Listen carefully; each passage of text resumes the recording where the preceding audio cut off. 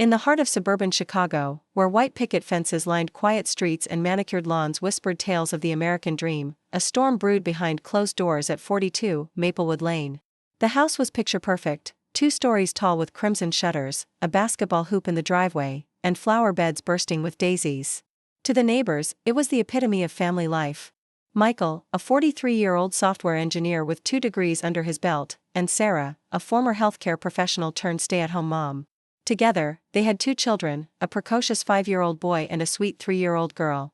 But beneath the veneer of perfection lay cracks so deep they threatened to shatter everything. Michael's days were a relentless marathon of responsibilities. By 5:30 a.m., while most of America slept, he was already awake, juggling breakfast prep, packing lunches, and ensuring the nanny arrived on time by 8 a.m. His work-from-home schedule, though flexible, demanded Herculean effort as he managed global teams across time zones and oversaw multi-million-dollar projects. Meanwhile, Sarah's mornings began late, often around 10 a.m., her hours consumed by endless scrolling on her phone or indulging in online shopping sprees that drained their savings account without remorse. The disparity between their lives was glaring, yet Michael bore it silently, clinging to the hope that things would improve.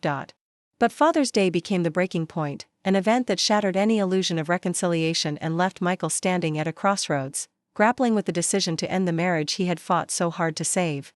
That morning, as sunlight streamed through the kitchen window, casting golden hues over the breakfast table, Sarah lingered in bed far longer than usual. When she finally emerged, her demeanor was cold, mechanical. She cooked pancakes, but the act felt hollow, devoid of care. As the family gathered for what should have been a joyful celebration, tension hung thick in the air like an unspoken accusation. The turning point came during a light-hearted conversation about school activities. Michael mentioned how poignant it was to see some kids sitting alone at a Father's Day breakfast event, their fathers conspicuously absent. Sarah, who had been only partially listening, suddenly interjected with biting sarcasm. "It's not like you do anything anyway," she blurted out, her voice cutting through the room like a knife. The words hung there, sharp and unrelenting, as every pair of eyes turned toward Michael. For a moment, time froze. Laughter ceased, replaced by an oppressive silence that pressed down on everyone present. That night, after the chaos subsided, Michael stood before the bathroom mirror, staring into his own bloodshot eyes. The weight of years of sacrifice, neglect, and emotional abuse bore down on him. He thought of the countless nights he'd stayed up late helping their son with homework, only to be met with indifference from Sarah. He remembered the times she dismissed his achievements as mere obligations, failing to see the toll his dual roles as provider and caregiver took on him. And now, this Father's Day, a day meant to honor him, reduced to public humiliation. Could he endure any longer? Or was it time to let go? The cracks in Michael and Sarah's marriage didn't form overnight. They were the result of years of neglect, resentment, and unspoken grievances that slowly eroded the foundation of their relationship. What began as a partnership built on love and mutual respect had devolved into a toxic dynamic where Sarah's erratic behavior became the norm, and Michael's sacrifices went unnoticed, or worse, were dismissed outright. Sarah's descent into emotional detachment was gradual but unmistakable. After the birth of their second child, she spiraled into a deep depression, though she refused to acknowledge it. Instead of seeking help, she buried herself in distractions, hours spent scrolling through Instagram or compulsively shopping online. By the time Michael realized the extent of her spending, Sarah had already drained $15,000 from their savings account on luxury items, including a $3,500 designer handbag that now sat unused in the closet. When confronted about it during one particularly heated argument, Sarah lashed out, accusing Michael of failing to understand her struggles. "You think I'm wasting money? Maybe if you actually cared about me, I wouldn't have to buy things to feel better," she screamed, her voice trembling with rage. But Sarah's issues extended far beyond financial irresponsibility. Her postpartum depression, which had been flagged by doctors after the birth of their youngest, remained untreated. She rejected therapy sessions, claiming they were a waste of time, and instead projected her unhappiness onto Michael. In her eyes, he was the source of all her problems, the reason her career had stalled, the reason she felt trapped in suburban monotony. "You ruined my life," she would say bitterly, often in front of their children, whose innocent faces bore witness to the unraveling of their parents' marriage. Michael bore the brunt of Sarah's bitterness, both emotionally and practically. While he juggled early mornings and late nights to keep the household running smoothly, Sarah seemed content to let everything fall apart around her. On one occasion, Michael attempted to teach their eldest son how to solve a challenging math problem. As he patiently explained the steps, Sarah walked into the room, rolled her eyes, and said, "Don't listen to your dad, he doesn't know what he's talking about." The comment stung, not just because it undermined his authority but because it reinforced the growing distance between them. Their son, confused and unsure whom to trust, simply stared at the worksheet in silence. The tension reached a boiling point one Saturday evening when Michael discovered yet another shocking truth about Sarah's reckless behavior. He had logged into their joint bank account to pay the mortgage, a modest $2,200 monthly payment for their three-bedroom home in Naperville, and found that their emergency fund was nearly depleted. A quick review of recent transactions revealed several high-end purchases, including designer shoes, spa treatments, and even a $500 gift card to a boutique store neither of them frequented. Furious, Michael stormed into the living room, where Sarah lounged on the couch, scrolling through her phone as usual. "How could you do this?" he demanded, holding up his laptop to show her the damning evidence. Sarah barely glanced at the screen before launching into a defensive tirade. "Oh, so now you're going to lecture me about money? You're never here anyway. What am I supposed to do, sit around and wait for you to grace us with your presence?" Her words dripped with venom, each sentence designed to wound. "And don't act like you're some kind of saint, Michael.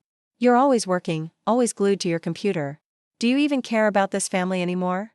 Her accusations cut deep, but what hurt most was the realization that Sarah no longer saw him as a partner.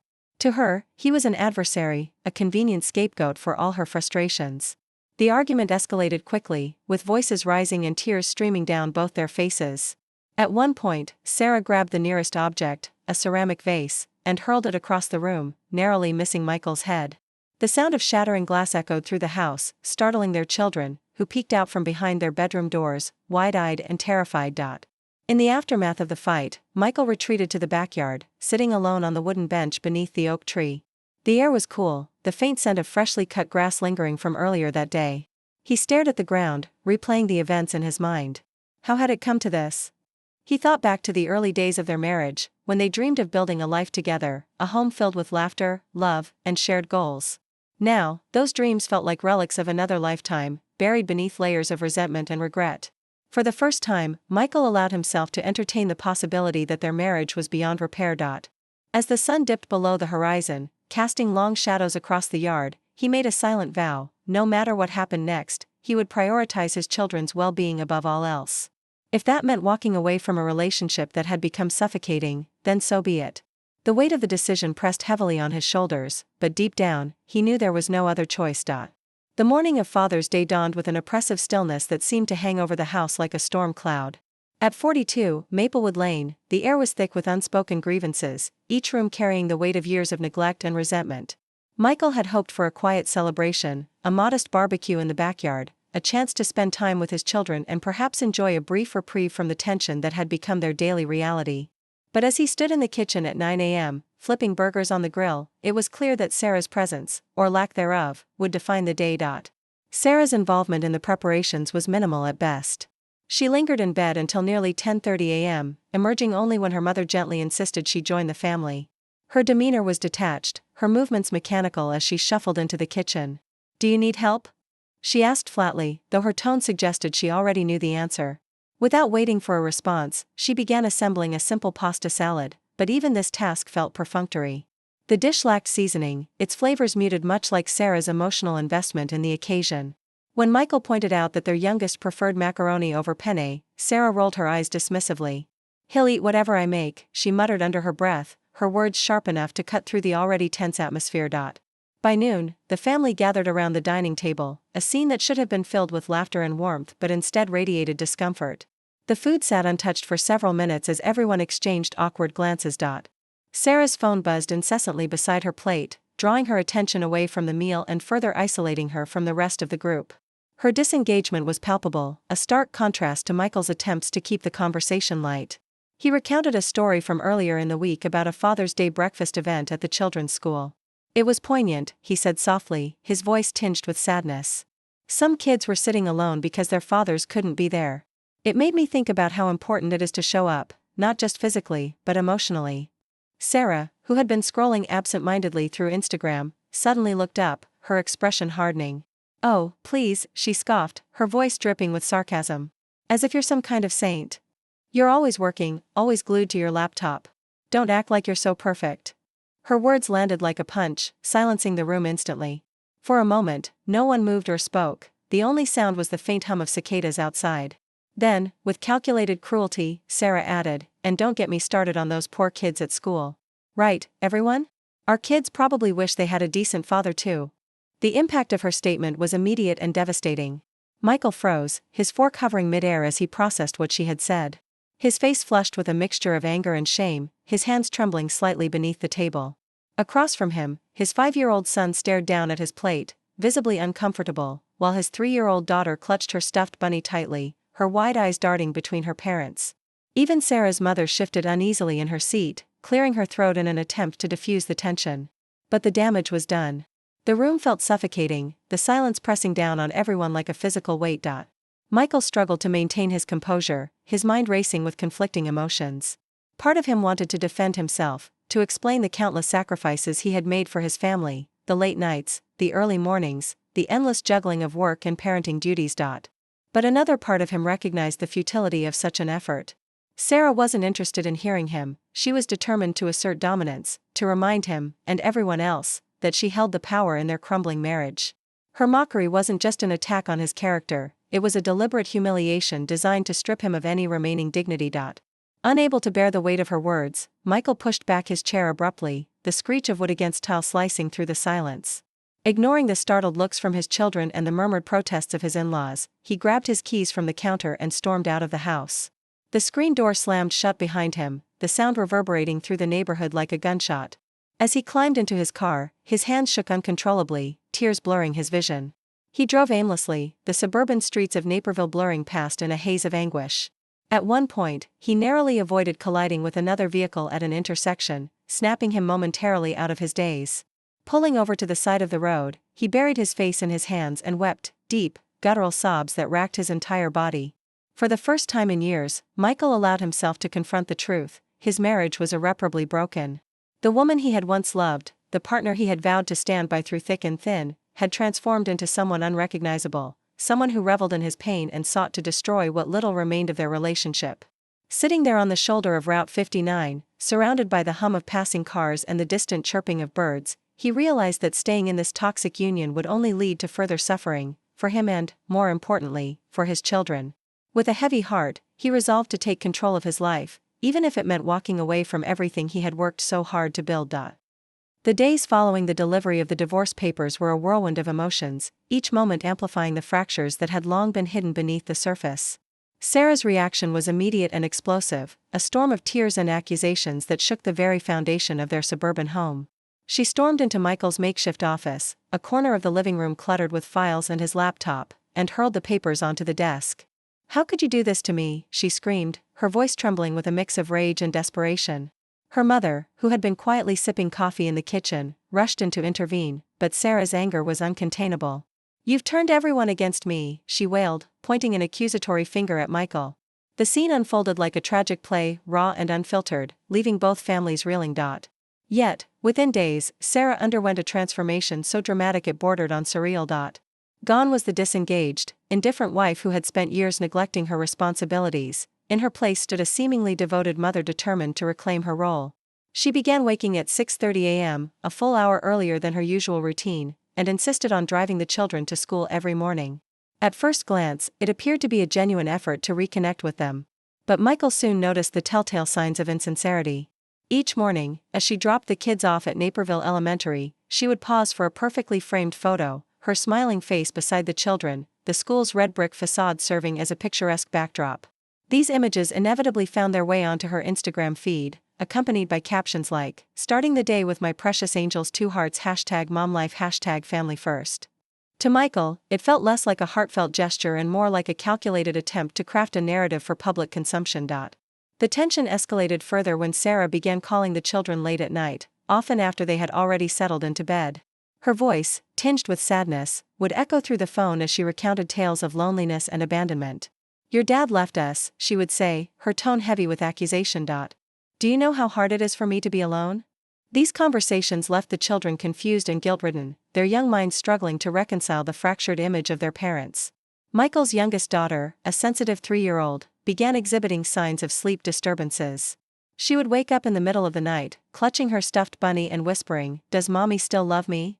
Her innocent question pierced Michael's heart, forcing him to confront the emotional toll the divorce was taking on his children. The strain was most evident in his eldest son, a precocious 5-year-old who had always been the family's little comedian.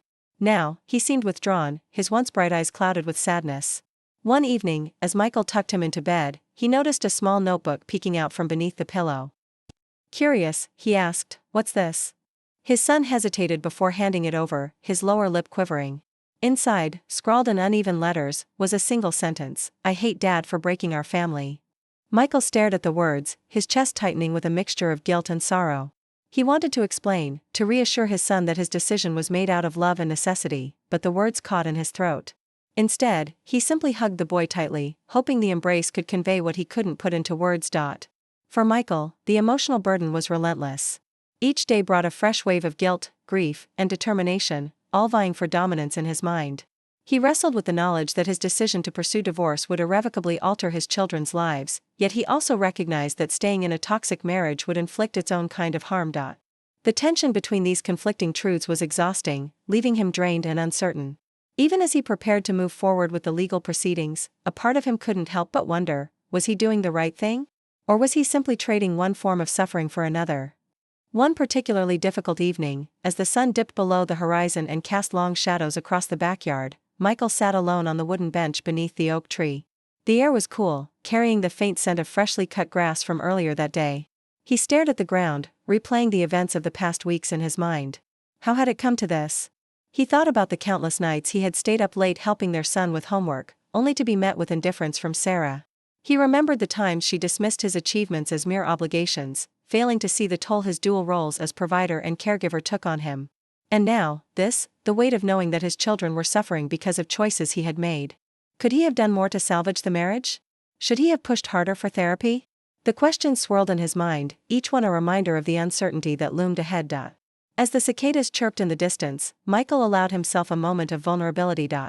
He closed his eyes and took a deep breath, the cool night air filling his lungs. For the first time, he acknowledged the depth of his own pain, not just as a husband or a father, but as a man who had given everything only to find himself standing at the edge of an abyss.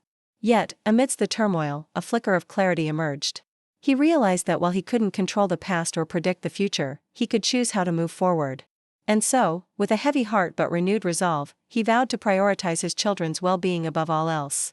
Whatever challenges lay ahead, he would face them with courage and determination, knowing that his love for them was the one constant in an ever-changing world. The courtroom was a theater of tension, its sterile walls and fluorescent lighting amplifying the gravity of the proceedings. On one side sat Michael, his posture rigid, clutching a folder filled with meticulously organized evidence, emails documenting Sarah's neglect, school attendance records showing her frequent absences during parent-teacher conferences, and even handwritten notes from their children expressing confusion over her behavior. Across the aisle, Sarah appeared transformed, dressed impeccably in a navy blue suit that screamed professionalism. Her legal team, renowned for handling high-profile divorce cases, had orchestrated every detail of her presentation, ensuring she exuded an aura of maternal dedication. Yet, beneath the polished exterior lay a strategy as calculated as it was ruthless. Sarah's opening argument set the tone for the battle ahead. She claimed that Michael's demanding work schedule left little room for meaningful parental involvement, painting him as an emotionally distant figure whose career ambitions overshadowed his role as a father. To bolster her case, she presented edited video clips allegedly showing Michael losing his temper during a heated argument at home. The footage, grainy and taken out of context, depicted him raising his voice, a moment she framed as evidence of emotional abuse. "How can we trust a man who cannot control his anger around his own family?" her lawyer asked rhetorically, his voice dripping with disdain. The accusation hung heavy in the air, casting doubt on Michael's character despite his years of sacrifice. But the most shocking revelation came when Sarah introduced a photograph into evidence, a snapshot taken months earlier during a particularly stressful evening. In it, Michael stood in the kitchen, his face contorted with frustration as he gestured emphatically while speaking to their eldest son. Sarah's lawyer held up the image dramatically, declaring, "This is not the face of patience or understanding. This is the face of a man who lacks the temperament to be a full-time caregiver." Gasps rippled through the gallery, and Michael felt his stomach churn.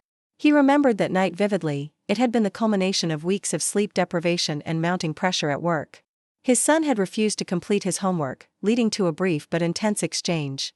What Sarah failed to mention was that moments later, Michael had calmed down, apologized to his son, and spent the next hour patiently guiding him through the assignment. Yet, stripped of context, the photo told a damning story. Michael's defense team countered with precision and poise. They called upon witnesses who could attest to his unwavering commitment as a parent. The nanny, a soft-spoken woman named Lisa, took the stand and recounted countless instances where Michael had stepped in when Sarah was absent. There were days when she wouldn't even get out of bed, Lisa testified, her voice steady but tinged with sadness. Mr. Michael always made sure the kids were fed, dressed, and ready for school. He did everything he could to keep things running smoothly. Teachers echoed similar sentiments, praising Michael for attending every parent-teacher meeting and volunteering for school events whenever possible. Even Sarah's mother reluctantly admitted under cross-examination that her daughter had often delegated parenting responsibilities to others, leaving Michael to shoulder the burden alone. As the trial progressed, tensions reached a fever pitch. During closing arguments, Sarah's lawyer delivered a scathing indictment of Michael's character, accusing him of using the custody battle as a means of revenge. "He seeks to punish my client by denying her access to her children," he declared, his tone accusatory. But what about the children? What about their right to have both parents actively involved in their lives? The question lingered in the air, forcing Michael to confront the painful reality that his pursuit of justice might inadvertently harm his children. Then, just as the judge prepared to deliver the verdict, chaos erupted. Sarah, visibly pale and trembling, suddenly collapsed onto the floor, her body convulsing as cries of alarm filled the room. Court officers rushed to her side, calling for medical assistance, while Michael sat frozen in his seat, torn between concern and suspicion. Was this another act, a desperate bid to sway sympathy in her favor? Or was it genuine distress brought on by the weight of the proceedings? The uncertainty only added to the emotional toll of the day. When order was restored, the judge delivered a mixed ruling. Michael was granted primary custody, citing overwhelming evidence of Sarah's prolonged neglect and inability to provide consistent care. However, Sarah retained significant visitation rights, including alternate weekends and holidays. The decision left both parties dissatisfied. Sarah vowed to appeal, while Michael wrestled with conflicting emotions. Relief washed over him knowing his children would remain in a stable environment, but bitterness lingered as he realized the fight was far from over. That evening, as Michael drove home along Route 59, the neon lights of Naperville flickering in his rearview mirror, he reflected on the day's events. Winning custody felt like a hollow victory, marred by the ugliness of the legal battle and the lingering scars it had left on everyone involved. Yet, amidst the turmoil, a glimmer of hope emerged. For the first time, he allowed himself to envision a future where his children could thrive, not bound by the past, but shaped by the love and resilience he was determined to provide. The weight of Michael's sacrifices became more apparent with each passing day, a relentless tide of responsibilities that left him physically and emotionally drained. By day, he juggled his demanding job as a software engineer, managing global teams across time zones while ensuring deadlines were met without fail. By night, he transformed into a caregiver, not just for his children but also for his mother-in-law, who was undergoing chemotherapy at Naperville Community Hospital. The financial burden alone was staggering: private school tuition for the kids, $25,000 annually, medical bills piling up to nearly $10,000 per treatment cycle, and the cost of maintaining two households after the divorce. Yet, what weighed on him most wasn't the money, it was the emotional toll of being stretched too thin. His mother-in-law, though grateful for his support, often lashed out in moments of vulnerability.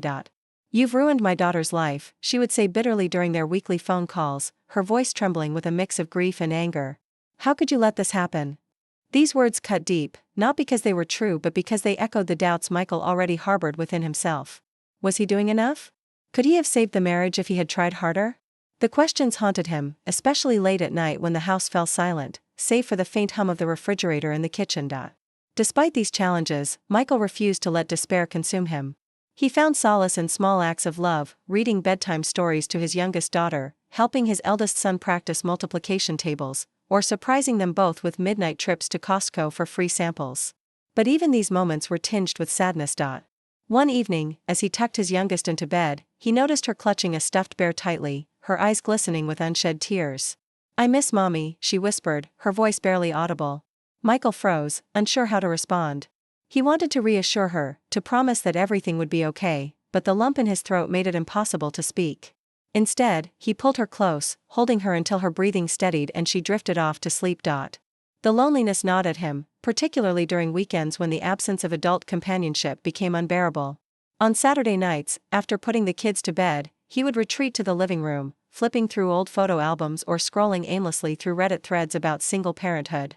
It was during one such late-night session that he stumbled upon a message from an old college friend, someone who had gone through a similar divorce years earlier.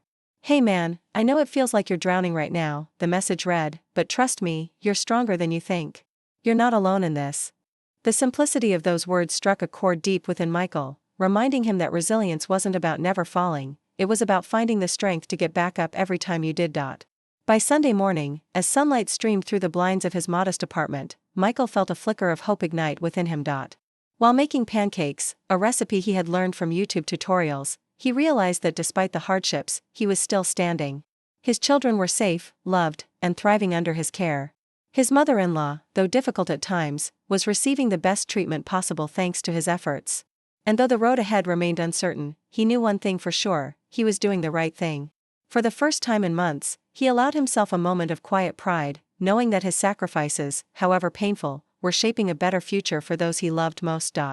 Michael's new life unfolded in a modest one-bedroom apartment on the outskirts of Naperville, just a 10-minute walk from his children's school.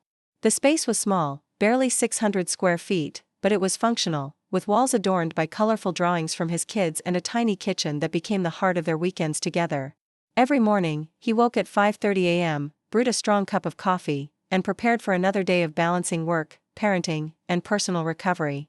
On one particularly frigid November night, as rain lashed against the windows, the sound of dripping water alerted him to a leaking pipe beneath the sink.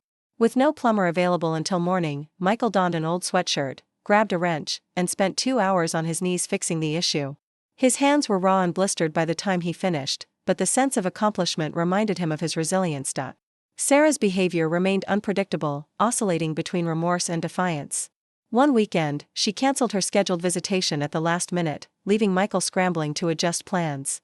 "I'm so sorry," she texted later, though her apology felt hollow. These disruptions weighed heavily on the children, especially his youngest, who often asked, "Why doesn't mommy come when she says she will?" Despite these challenges, Michael worked tirelessly to create stability. Friday nights became family game nights, filled with laughter and friendly competition over board games like Monopoly or Candy Land. Sundays were reserved for cooking experiments, homemade pizzas topped with pepperoni arranged into smiley faces, or chocolate chip pancakes shaped like hearts. These rituals, though simple, forged deeper bonds and provided a sense of normalcy amidst the chaos. As weeks turned into months, Michael began to envision a brighter future, not just for himself, but for his children. He started writing a memoir about his journey, pouring his experiences onto paper in hopes of inspiring other fathers navigating similar struggles. Late-night typing sessions became a form of therapy, allowing him to process the pain while celebrating the progress he had made. Sitting beside his youngest daughter one evening, he paused mid-sentence and said, "We can't change the past, sweetheart, but we can build a better future." Her wide-eyed response, like building a Lego castle, brought a smile to his face, a reminder that even in brokenness, there is room for hope. The scars of the past would never fully fade, but they no longer defined him. Instead, they served as markers of growth, proof that he had endured and emerged stronger. As Michael tucked his children into bed that night, he realized something profound. The storm may have shattered their old life, but it had also cleared the way for something new, a foundation built on love, resilience, and unwavering determination.